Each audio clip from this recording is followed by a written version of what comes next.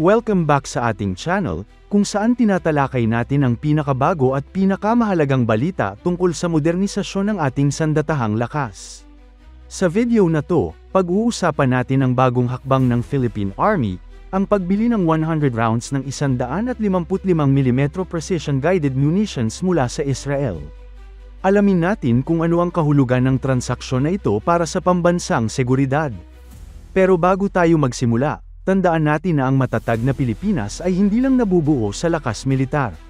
Kailangan din natin ng maayos na pamahalaan, paglaban sa korupsyon, pagtanggi sa political fanaticism, at pagsugpo sa fake news. Mahalaga yan para sa tunay na seguridad at katatagan ng bansa. Simulan natin sa pinakanilalaman. Noong Agosto taong 2025, inianunsyo na mag-a-acquire ang Philippine Army ng 100 rounds ng high-explosive 155mm precision-guided munitions o PGMs mula sa Israel, partikular sa Elbit Systems Land Limited. Ang halaga ng kontrata ay nasa mahigit 248 na milyong piso, isang malaking investment para sa kakayahan ng Army Artillery. Malinaw na hindi ito simpleng bala, kundi isang high-tech na kagamitan para tiyakin ang mas mataas na accuracy at mas maasahang firepower. Ang Notice of Award ay inilabas noong August 11 at inaasahang may deliver ang mga munitions within 540 days mula sa pag-issue ng Notice to Proceed.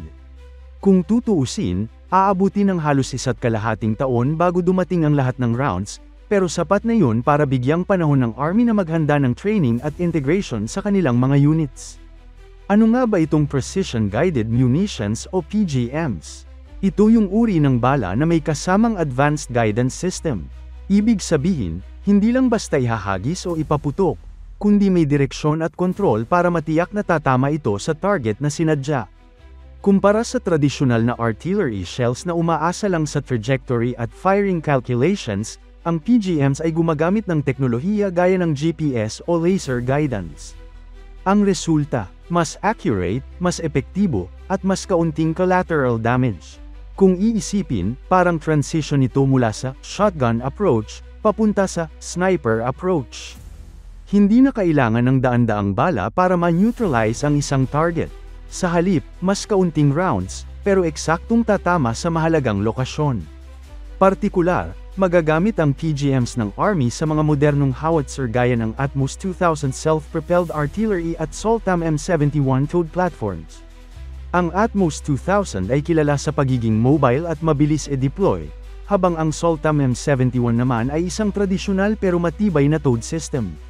Sa dalawang ito, parehong pwede nang magamit ang guided rounds, ibig sabihin mas lalakas ang precision strike capability ng Army. Bakit nga ba guided ammo at hindi regular rounds ang binili? Simple, dahil sa modernisasyon ng Armed Forces of the Philippines. Isa sa mga pinaka-nakikitang kahinaan ng militar natin noon ay ang kakulangan sa advanced na teknolohiya. Madalas, outdated ang gamit, kaya hindi makasabay sa capabilities ng ibang bansa. Ngayon, ang guided munition ay nagbibigay ng tatlong malinaw na bentahe. Una, accuracy, mas tiyak ang pagtama sa target, kahit sa long range. Pangalawa, efficiency, mas kaunting rounds ang kailangan para matapos ang misyon. Pangatlo, minimal collateral damage, dahil controlled at guided ang tama, mas mababa ang risk na madamay ang sibilyan o hindi intended na target. Mahalaga rin ang mga ito sa strategic targets. Halimbawa, kung may high-value enemy asset gaya ng command post, artillery battery, o barkong pandigma, hindi mo kailangan ng mass bombardment. Isang guided shell lang, tapos ang laban.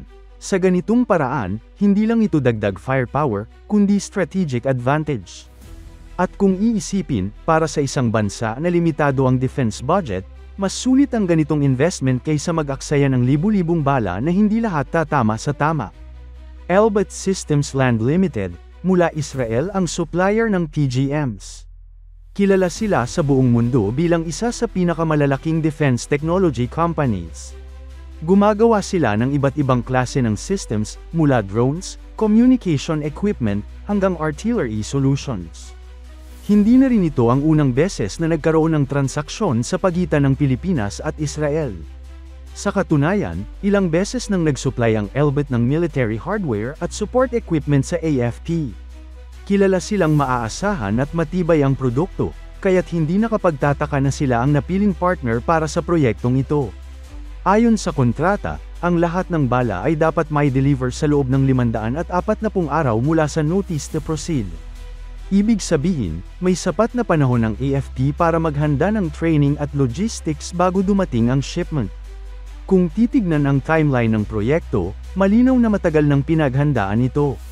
Nagsimula ang proseso ng acquisition noong 2024, bilang bahagi ng modernisasyon ng Philippine Army. Pagdating ng Agosto taong 2025, lumabas ang Notice of Award na nagbigay ng kontrata kay Elbit Systems Land Limited. Ito ang opisyal na kumpirmasyon na matutuloy na ang pagbili. Ang susunod na hakbang ay ang pag-issue ng Notice to Proceed, at doon magsisimula ang countdown ng 540 days para sa delivery. Sa ganitong sistema, may transparency at may malinaw na deadline para matiyak na matatanggap ng Army ang bala on schedule. Kung susumayan, maaaring nasa unang bahagi ng 2027 bago tuluyang makumpleto ang lahat ng delivery. Ano ang magiging epekto ng pagbili ng guided munitions? Una, malaking tulong ito sa modernisasyon ng AFP. Matagal na kasing umaasa ang Army sa tradisyonal na bala, at bihira lang magkaroon ng pagkakataon na makagamit ng high-tech guided systems. Pangalawa, deterrence factor. Kapag nalaman ng mga potensyal na kalaban na may kakayahan ng Pilipinas na gumamit ng precision-guided artillery, mas nagdadalawang isip silang magsagawa ng agresibong hakbang. Pangatlo, partnership. Ang pagbili mula sa Israel ay nagpapakita ng lumalakas na defense ties, na posibleng magbukas ng pinto para sa iba pang proyekto tulad ng training, joint exercises, o technology transfers. Siyempre, may kaakibat din itong hamon. Kailangan ng dagdag training para sa artillery units, pati na rin ang tamang logistics at maintenance. Hindi sapat na may guided ammo lang, dapat alam din ng tropa kung paano ito gagamitin ng epektibo at ayon sa tamang doktrina. Pero sa kabuuan, makikita na sulit ang investment. Ang tanong, itong 100 rounds ba ay sapat para tawagin na game changer? Ang sagot, hindi pa. Pero simbolo ito ng pagbabago. Sa kasaysayan, ang artillery ng Pilipinas ay laging nakikita bilang mabagal, luma, at hindi eksakto. Ngayon, kahit 100 rounds lang, ipinapakita nito na kaya na nating lumipat mula sa quantity papunta sa quality. Tandaan, bawat guided round ay may kakayahang baguhin ang resulta ng isang operasyon. Kung dati kailangan ng 20 o 30 rounds para masigurong matatamaan ang target, ngayon maaaring isa o dalawa na lang. Bukod dito, strategic messaging din ito. Para sa mga kaalyado, pinapakita na unti-unting lumalakas ang ating kakayahan. Para naman sa mga potensyal na kalaban, isang warning ito na hindi dapat maliitin ng Philippine Army. Kung magiging matagumpay ang paggamit ng PGMs na ito, malaki ang posibilidad na magbukas pa ng mas malalaking proyekto sa hinaharap, mas advanced na systems gaya ng long-range rockets, missile artillery, at iba pang precision strike weapons. Sa kabuuan, ang pagbili ng 100 guided artillery rounds mula sa Israel na nagkakahalaga ng halos 248 na milyong piso ay malinaw na hakbang tungo sa modernisasyon at pagpapalakas ng depensa ng Pilipinas. Bagamat maliit lang ang bilang kung ikukumpara sa malalaking arsenal ng ibang bansa, hindi dapat maliitin ang simbolikong halaga nito. Ito ay unang hakbang para sa isang mas advanced at mas maasahang Philippine Army. Mahalaga ngayon ang tamang integration, sapat na training, at tamang paggamit para ma-maximize ang potensyal ng bagong capability na ito.